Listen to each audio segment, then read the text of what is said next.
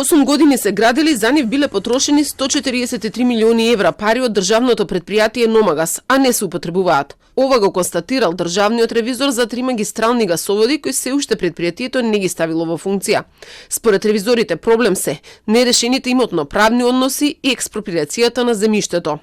Се уште не се ставени во употреба од причина што не се обезбедени одобренија за употреба, а потоа имотни листови. Исто така заклучно со 2024 година за магистралните гасоводи лот 2 и лот 5 не било извршено прибележување и предбележување на гасовод како линиски инфраструктурен објект во катастарот на инфраструктурни објекти од страна на надлежната институција Министерство за транспорт и врски. Освен ова, ревизорите утврдили дека Номагас располага само со имотен лист за гасоводот Деве Баир Скопје и неговите 6 разводни гасоводи. За 78 придружни објекти се уште се водат постапки за легализација во Министерството за транспорт и општините. Проблем е што друштвото се уште нема донесено ниту 10 годишен план за работење, а нема ниту оператор за систем за дистрибуција на гасот.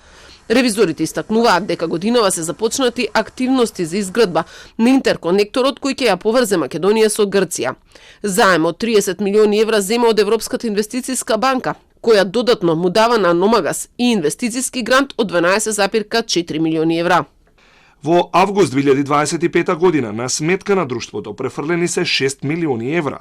Овие средства потоа се префрлени на сметка на изведувачот на интерконективниот гасовод, со кој во мај 2025 година склучен е договор за изградба. Во однос на грантот за техничка помош на сметка на друштвото во јуни 2025 година префрлени се 500.000 евра. Во исто време Номагас си дал заем на пошта од 1.200.000 евра кој треба да го врати до 30 овој месец, но ревизорите го опоменуваат дека давање заеми не е дејност на друштвото. Номагас има и орочени пари во банка на кој зема камата, но ревизорите ја доведуваат во прашање исправноста на одлуката и ефектот од приходите од каматата. Ревизорскиот извештај е правен за времето додека директори на претпријатието биле Бајрам Реджепи и Мухамед Елмази. На почетокот на декември за нов директор е поставен Недим Рама, откако претходно беше шеф на кабинетот на досегашниот министер за животна средина и вице-премиер Изет Меджити.